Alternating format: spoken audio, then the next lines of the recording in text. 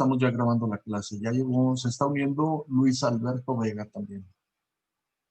Bueno, buenos días. Vamos a iniciar con nuestra clase hoy de las últimas dos sesiones del módulo continua y a las 12 de toma de decisiones.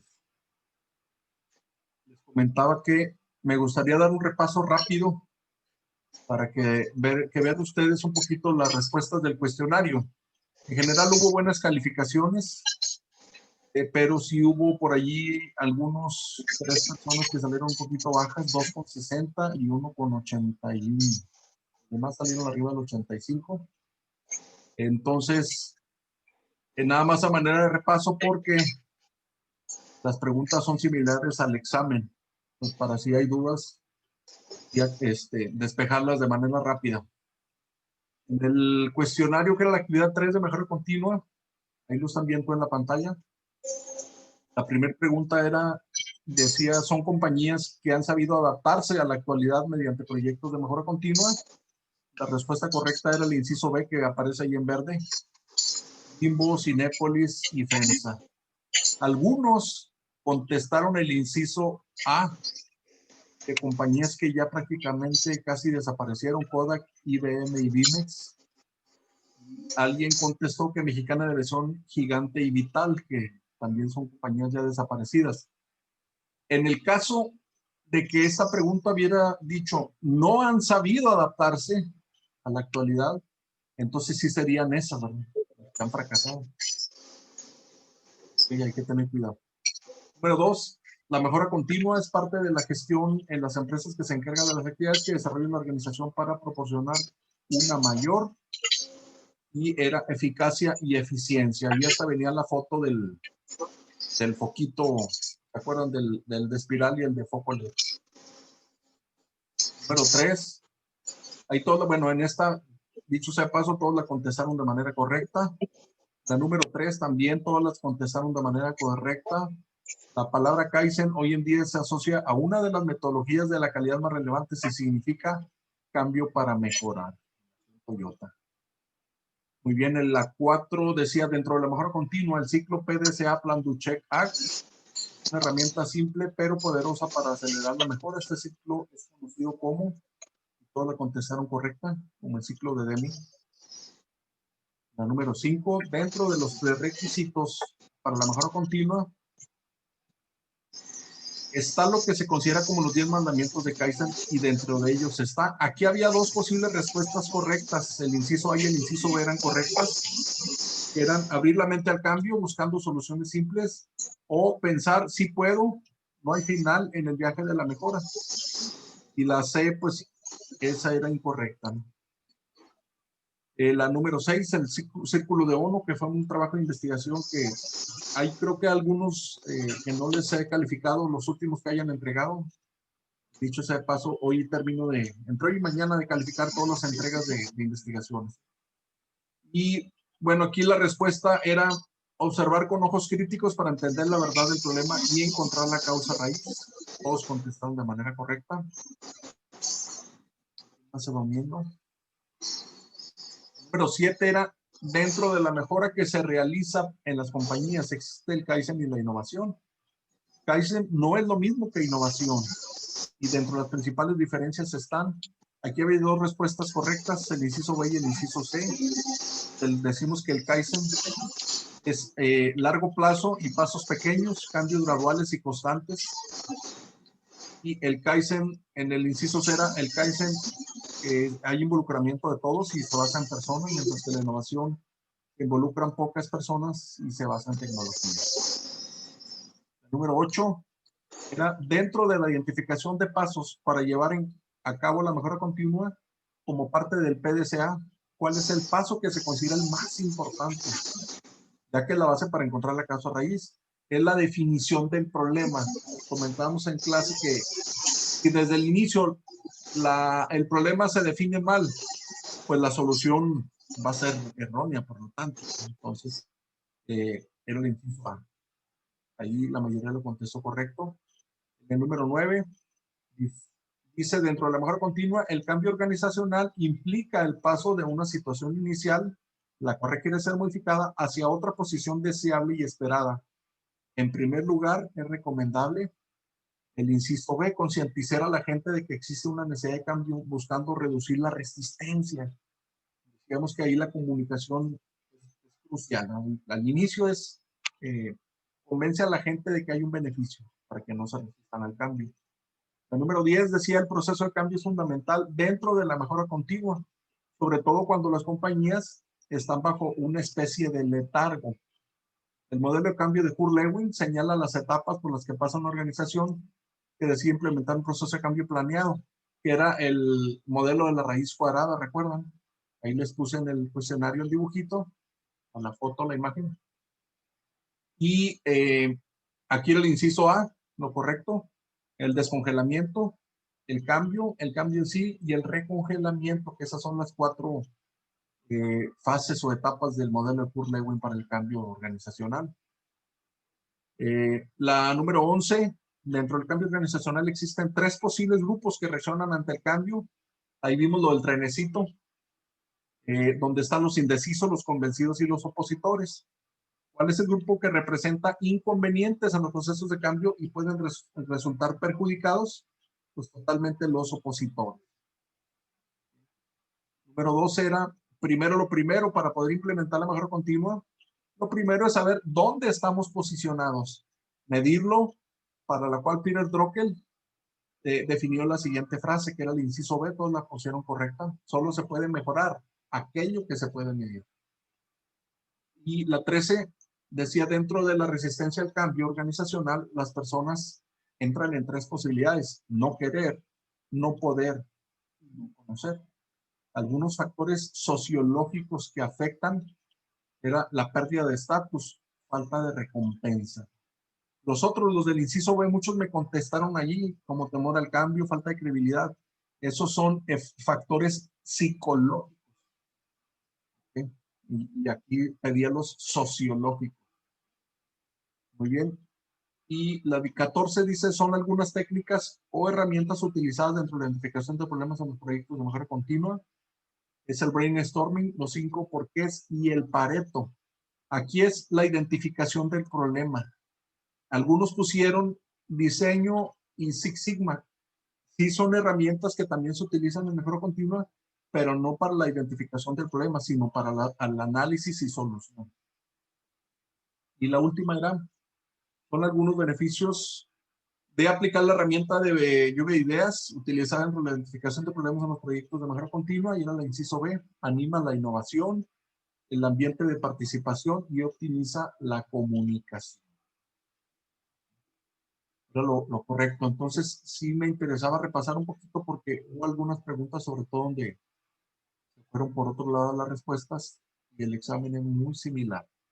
A manera de repaso, ¿no? Tenemos conectados 4 personas: Rodrigo Asa, Cristian Guajardo, Gisela Torres y Luis Alberto Vega. No creo que hay más. No alcanzar ahí, pero está también, discúlpame, Alexandra Abigail. Ya son todos. Alexis Delgado también no lo mencioné. No mencionado. ¿Cómo estamos? ¿Todo bien ya para terminar este módulo? La otra presentación. Okay. Entonces, el día de hoy vamos a terminar con la parte de la implementación de la mejora continua y la etapa de control. Recordamos que la clase anterior vimos algunas herramientas que se utilizan en la definición del problema, y dentro de ellas pues están, no sé, aquí la parte de abajo del PowerPoint.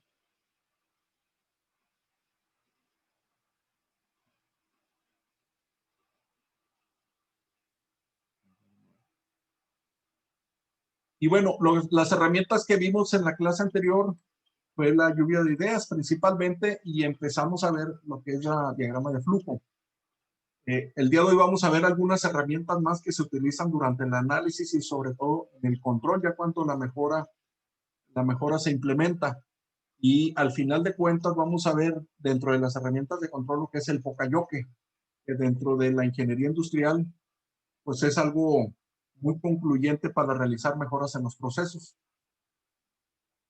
La mejora continua, el día de hoy tenemos las dos sesiones, la séptima y la octava, de hoy 23 de enero. Como vamos en Classroom, ya está abierta la sesión 7 para el registro de la asistencia. Tenemos durante el día de hoy para hacer el registro también por aquellos alumnos que están ahorita trabajando.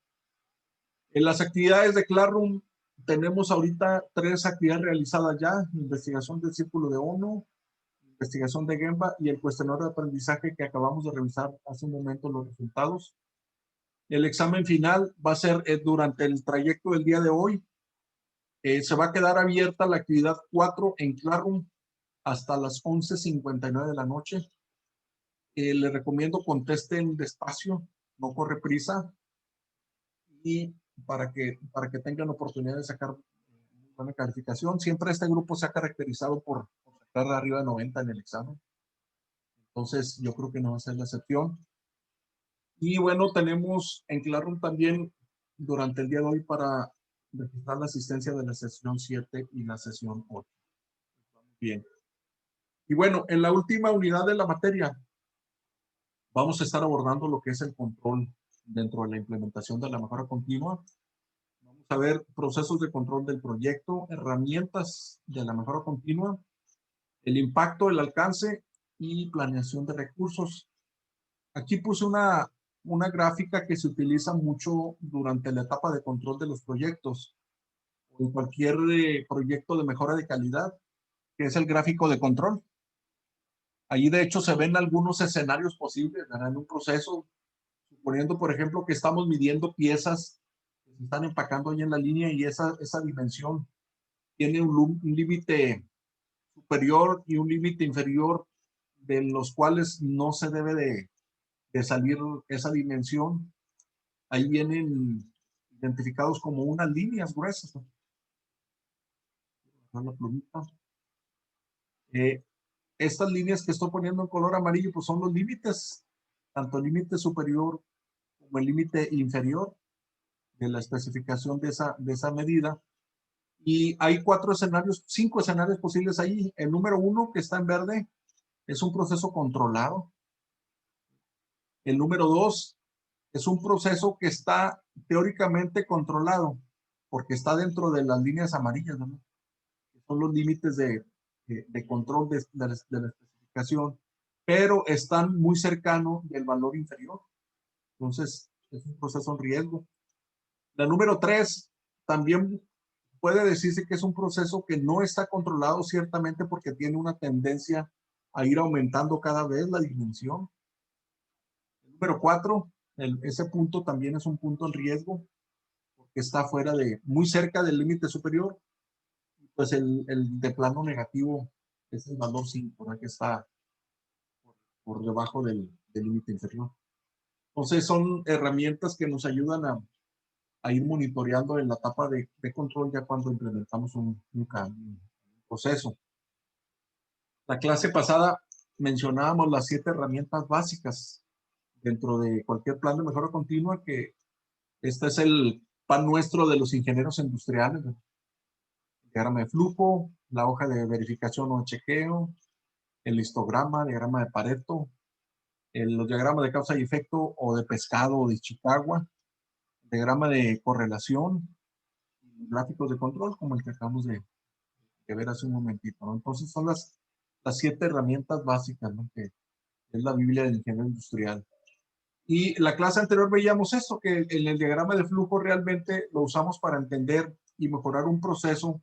¿Por qué? Porque en este diagrama podemos ver todos los pasos que conforman el proceso. Si hay nos damos cuenta que físicamente no se está haciendo algo que viene indicado en cómo se diseñó el proceso, bueno, pues entonces ahí hay una oportunidad de mejorar. Ese es el uso mayor de un diagrama de flujo. Y bueno, este ya no lo vimos la clase anterior. Me acaba de conectar alguien más. Jorge Ortega, bienvenido, buenos días. Y esta herramienta es el diagrama de Pareto. ¿Por qué se llama así? Bueno, pues es el señor que lo desarrolló y lo inventó, el señor Pareto, que era un italiano.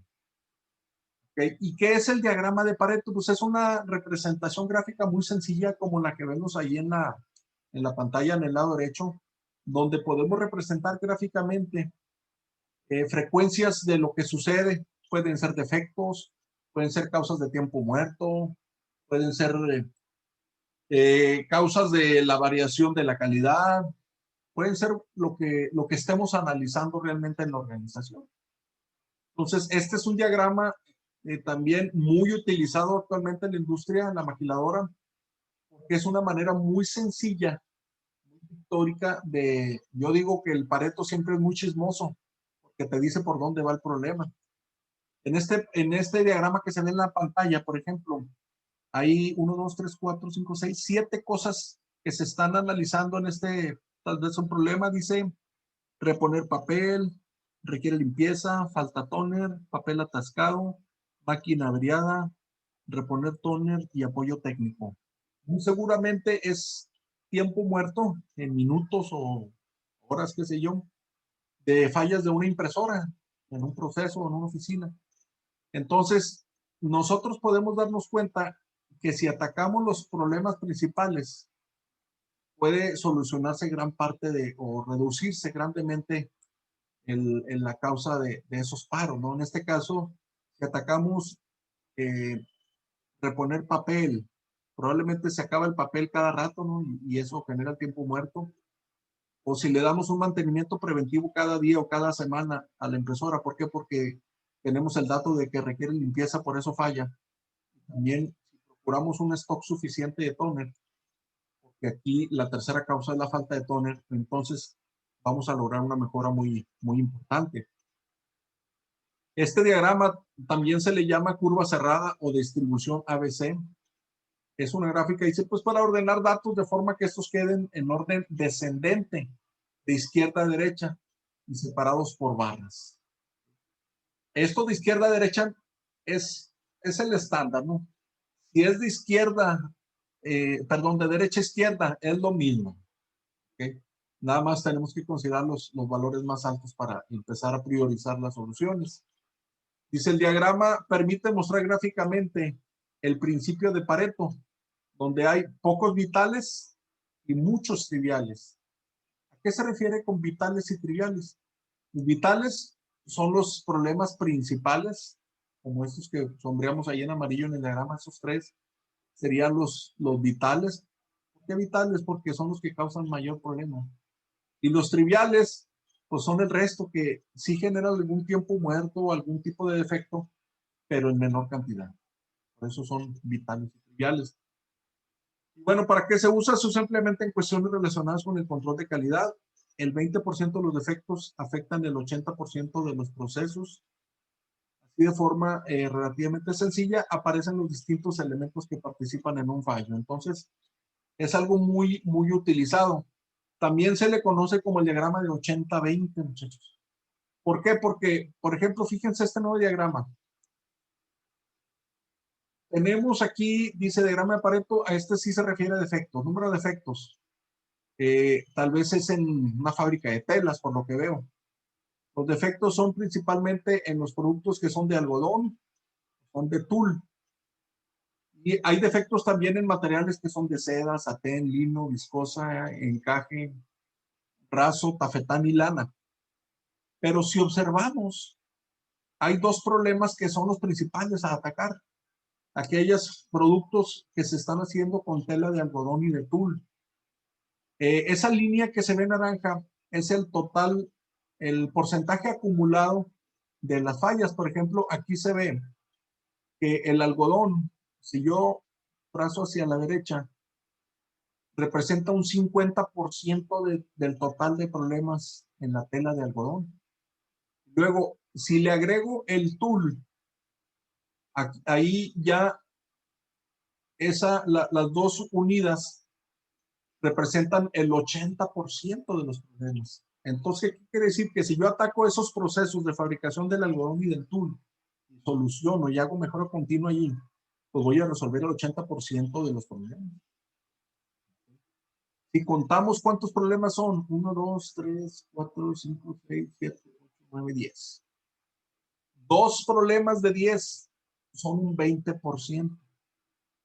Entonces, atacando esas, los que se le llaman los vitales, que normalmente son como un 20% del total de los problemas, resuelves el 80% del, del problema. Por eso también se le llama el diagrama del 80-20. Ataca los vitales. Ya con eso tienes el 80% solucionado. Dice, bueno, ahí viene la explicación de escrita, ¿no? Por ejemplo, este otro diagrama que les acabo de poner ahí en el lado derecho. Aquí ahí también se ve que son problemas de calidad, son defectos, arrugado, mal cosido, mal bordado, mal estampado, corte desalineado, mal teñido. Son como problemas tal vez en ropa, ¿no? De calidad. Y ahí vemos cómo hay dos defectos que son el arrugado y el mal cosido, que representan casi el 80%. Aquí, en esta parte, donde van las acumuladas, el porcentaje acumulado de esos dos defectos, llegamos casi al 80%. Entonces, el otro 20% pues son los defectos o los problemas que se le llaman en Pareto triviales. Sí son importantes, sí, dado un momento.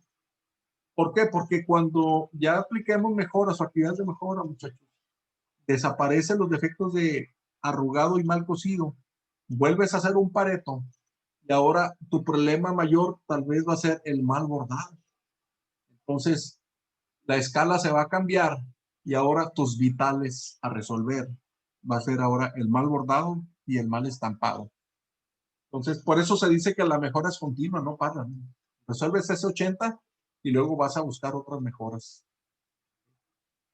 ¿Dudas aquí del Pareto? Este ya lo conocía, ¿no? Es, prácticamente lo están recordando, creo yo, y tal vez lo hayan aplicado ya en sus trabajos, ¿no? Esta es la herramienta muy usada en calidad para solución de defectos, cómo atacarlos.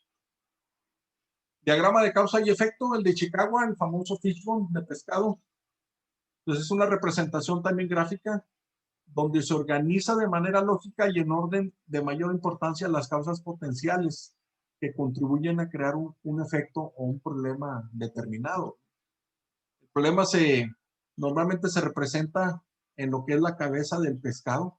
Ahí lo estoy poniendo en el lado derecho donde dice problema. Y todo lo que está a la izquierda, todo lo que son las espinas del pescado vienen siendo las posibles causas y la cabeza es el efecto, ¿no? La cabeza del pescado. Obviamente, este diagrama, el autor fue un japonés, Ichikawa, en Tokio, allá por los años 40, ¿no? Se ha utilizado mucho en círculos de calidad y se usa para encontrar causas raíz también de problemas. Lo que se pone como posibles causas, las grandes ramas se ponen primero las categorías y normalmente se usan las M, ¿no? Man, machín, medio ambiente, el material, el método, medidas, ¿no? Ya de ahí vienen pues otras clasificaciones interiores más a detalle, pero las grandes ramas son las más importantes desde el inicio para buscar causas que me puedan estar ocasionando ese defecto, ¿no? ¿Para qué se usa? Pues para conocer profundidad del proceso con que se trabaja y encontrar causas de los problemas, ¿no? Okay. Ya se acordaron del Ichikawa, ¿no? Muy fácil. Y bueno, el Ichikawa se puede aplicar tanto en procesos de manufactura, que son los famosos transformacionales, ¿okay? Y los procesos también de oficina o de administrativos, que son los transaccionales. Para cuestiones de los transformacionales normalmente se usa en las ramas. En Chicago se usa el método, máquina, materiales, medio ambiente, medio humano y la medición, que es lo que el diagrama que acabamos de ver hace un momento. Y bueno, en otro tipo de procesos como los administrativos, tal vez se utilicen Otro tipo de ramas, ¿no? De procesos, políticas, personas, reglamentos, planta. Aquí vienen otro tipo de ramas diferentes a los procesos manufactureros. Ya el que conozca mejor los procesos transaccionales de donde están los problemas, pues lo puede ramificar de mejor manera. Los 5 porqués. Es una técnica que la comentamos en la clase pasada, recuerdan, que hay que tener mucho cuidado.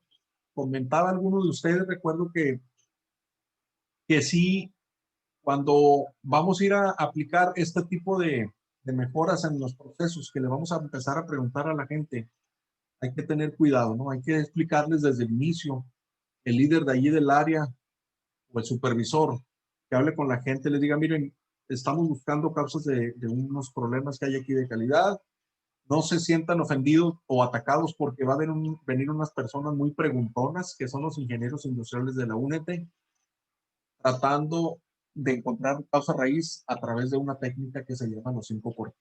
Entonces ya la gente muestra apertura, ¿no? Para contestarte. Porque de otra manera se sienten invadidos. Dicen, este preguntó, lo que me quiere es fregar, es el primer pensamiento. Entonces, viene la primera pregunta y de acuerdo a lo que te conteste la persona, pues vas a preguntar por qué cada vez tratando de encontrar una causa raíz y establecer una mejora. Tal vez haya otros problemas por analizar.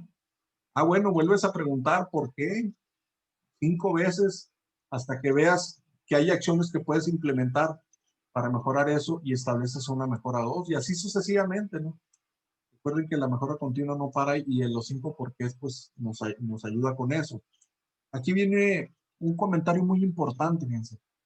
Cuando nosotros tratamos de implementar la mejora continua, de resolver problemas, cuando no preguntamos las suficientes veces por qué. Imagínate que preguntaste 2 veces o 3, pues alcanzaste a ver ciertas causas del problema que no van a ser la raíz. ¿Okay? ¿Por qué? Porque nada más estamos alcanzando a ver el problema, las causas posibles por encimita, lo que le llaman la punta del iceberg. Pero debajo del iceberg, acuérdense que hay un hielote grandote, ¿no? Hay causas ocultas, causas aparentes que le llaman. Entonces, si nosotros preguntamos lo suficientemente veces el por qué, a veces es más, no tiene límite, ¿eh? No quiere decir que tengan que ser 5 nada más, te puedes ir a 6 o 7. Yo he resuelto problemas en mis procesos, a veces yéndome hasta 7 o 8 preguntas. Que surgen otros problemas que ni siquiera habías visto. Entonces, entre más veces preguntes por qué, te vas a ir al fondo del problema y vas a encontrar la causa verdadera. Ya haces tu análisis a través de un Ichikawa o una herramienta similar. Aquí viene un ejemplo muy práctico. Este tal vez les sea familiar a alguno de los que trabajan en la maquiladora de ustedes, donde haya máquinas que usan aceite, o tal vez en el carro que manejamos, ¿no? Fíjense, el primero definimos en la primera pregunta, vemos una mancha de aceite en el piso, ¿ok? Y preguntamos, ¿por qué? ¿Por qué hay una mancha de aceite en el piso? Dicho sea de paso, cuando esa mancha se detecta en el piso, ¿qué es la primera solución que encontramos? Ah, pues hay una mancha, pues límpiala. Pero ¿por qué está esa mancha en el piso? Entonces, al hacer la pregunta, alguien te puede contestar, ah, porque la máquina está goteando aceite. El janitor que anda allí, el aseador o el mismo operador de la máquina, dice, no, hombre, esta máquina siempre ha goteado. Ah, entonces le vuelves a preguntar, ¿por qué siempre está goteando? Te puede decir el mismo operador o el técnico, porque el sello se rompió. ¿Sí? Y le vuelves a preguntar a esa persona o al técnico, ¿por qué se rompió el sello? Porque era de mala calidad. Eso es típico en las organizaciones, ¿eh? Y le vuelves a preguntar, ¿pero cómo? ¿Por qué es de mala calidad? Dice, porque el sello se compró bajo costo. Alguien decidió y le vuelves a preguntar, ¿por qué? ¿Por qué hacen eso? Ah, bueno, pues porque el departamento de compras evaluó un sello nuevo, decidió comprar sellos nuevos a bajo costo para ahorrar. Pero ya sabemos que lo barato, muchachos, qué caro. Entonces, en vez de que un sello durara, no sé, tal vez 2 o 3 años, pues dura 3, 4, 5 meses a lo mucho. Cada etapa de estas, ahí en esta tabla viene a la derecha, tiene una posible solución, ¿verdad? Pero si tú haces soluciones intermedias, es lo que decía hace rato, si nomás preguntas 2 o 3 veces el por qué, no vas a llegar a la causa raíz. ¿Okay? Entonces, la solución definitiva al problema de raíz, pues va a ser que el gerente cambie la política de evaluación. Cuando los de compras deciden hacer un cambio de componente, pues que en la decisión ayude a alguien que sí sepa del proceso, ¿no? No que la cambie nomás porque cuesta menos. Y eso me ha tocado ver en mi experiencia que así se toman a veces decisiones en las empresas, muchachos.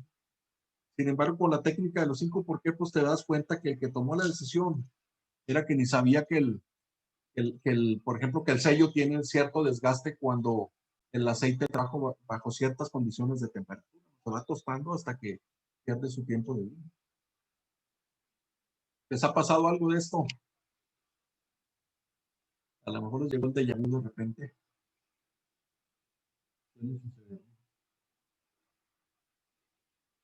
Aquí creo que, bueno, aquí viene otro ejemplo.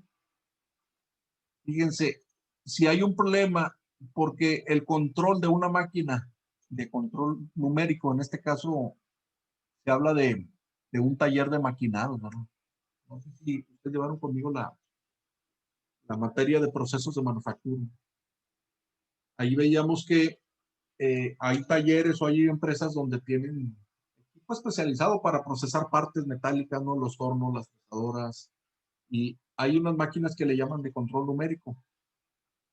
Si dado un momento se descompone el control principal de esa máquina, tratando de encontrar la causa raíz del problema, empezamos a preguntar, ¿por qué se averió el control principal? Y el técnico que la usa te puede responder, porque la placa de conductores está defectuosa, de los conductores del control, ¿no? Y le vas a preguntar de nuevo, ¿y por qué está defectuosa la placa? Te puede contestar, bueno, pues porque hay mala refrigeración. Se requiere muchas veces que los equipos, muchachos, sobre todo los equipos electrónicos, tengan cierta temperatura de refrigeración, ¿no? Si no es suficiente, pues se van a dañar. Entonces, el técnico dice, por mala refrigeración, y el preguntón, el ingeniero industrial le vuelve a preguntar, caray, ¿por qué no se refrigeraba bien? Y le va a responder probablemente, pues porque no llega suficiente aire. Entonces, ojo, las 5 preguntas, los 5 whys, no necesariamente tienen que ser a la misma persona, ¿ok? Porque si le pregunta aquí, oye, y bueno, no le llegaba aire suficiente. Si al usuario de la máquina le pregunta, oye, ¿y por qué no llegaba aire suficiente? Que es la pregunta 4. Pues tal vez esa persona decir, no, pues yo qué sé, yo no soy el responsable del que controla aquí los aires acondicionados. Entonces tienes que ir y preguntarle al de mantenimiento, ¿no? Al que le da mantenimiento o al que atiende los aires acondicionados de ahí del proceso. Entonces, aquí esto es muy riesgoso de que ahí detengamos las preguntas, ¿eh? ¿Por qué? Porque la persona que está usando la máquina ya no me supo contestar, ahí me detenga. No, hay que seguir preguntando, aunque sea a 2 o a 3 personas distintas. Entonces dice, aquí pues, la respuesta del técnico de mantenimiento te va a decir, no, pues es por falta de presión. Y a él mismo, porque ese sí controla ese equipo, le decir, oye, ¿y por qué falta la presión? ¿Por qué la presión de aire era insuficiente? Pues porque el filtro estaba muy sucio.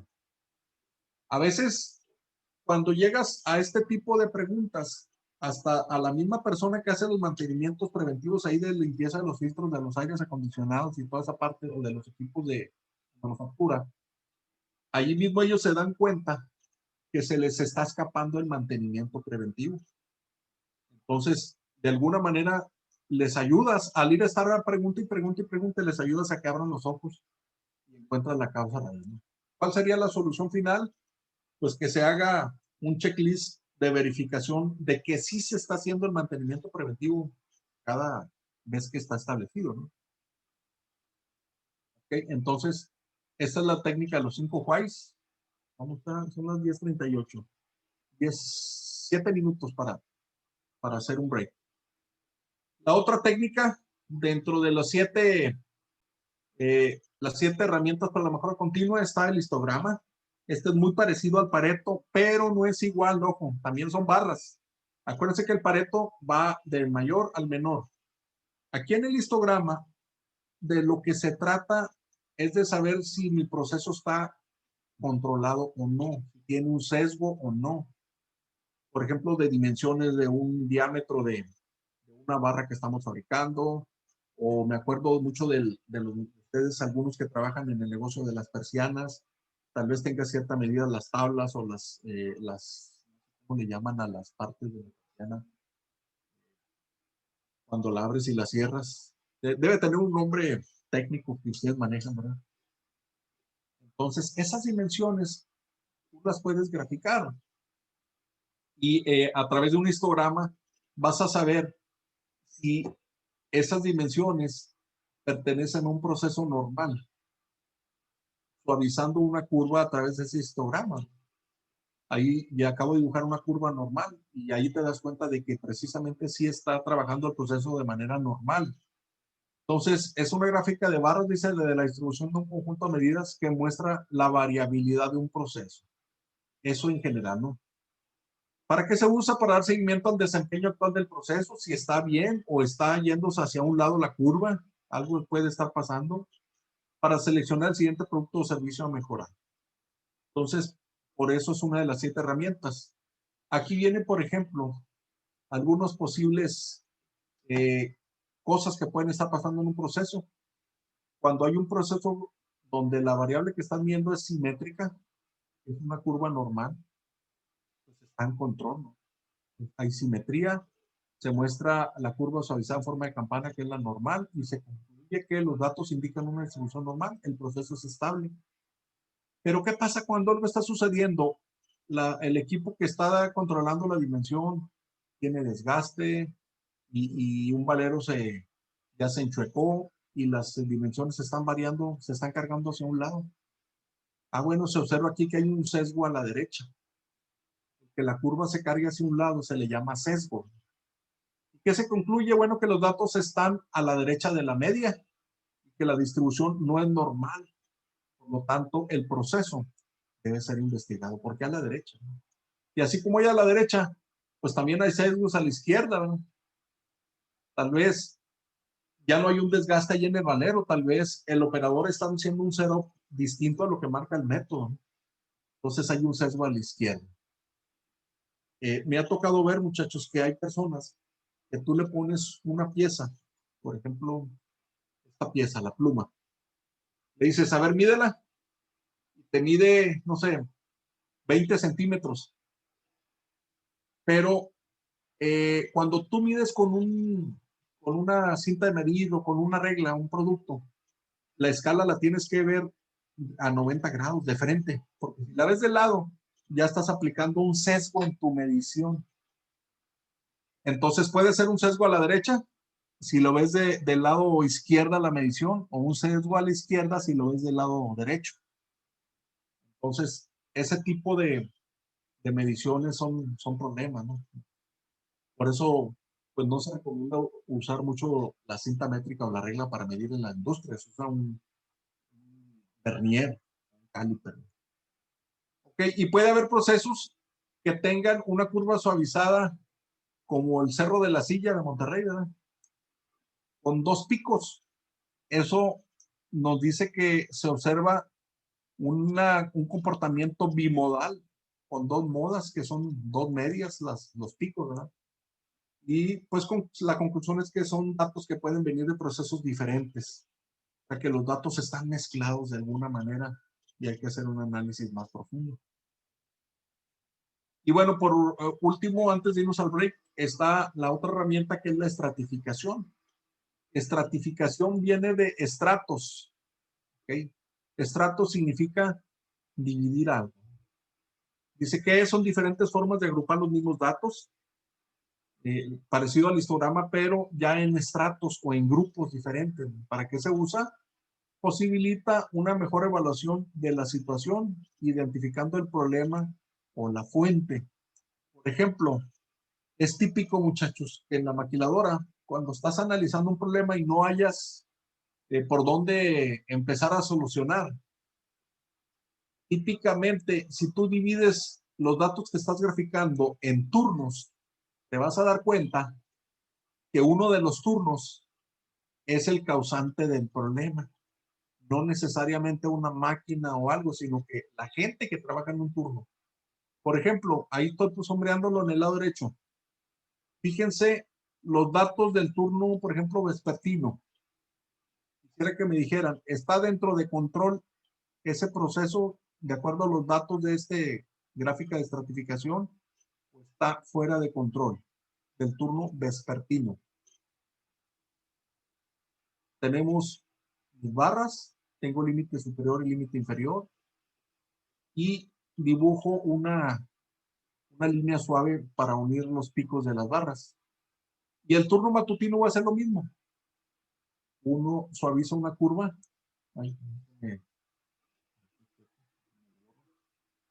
Y ahí determino, hago mi análisis y puedo determinar de qué manera está comportándose mi proceso. Entonces yo les preguntaría, para atacar este problema, ¿cuál es el turno donde me está generando descontrol en el proceso? ¿El turno matutino o el vespertino? ¿Lo alcanzan a ver? Sí. ¿Cuál turno es el que me está originando el problema? El matutino. El matutino, definitivamente.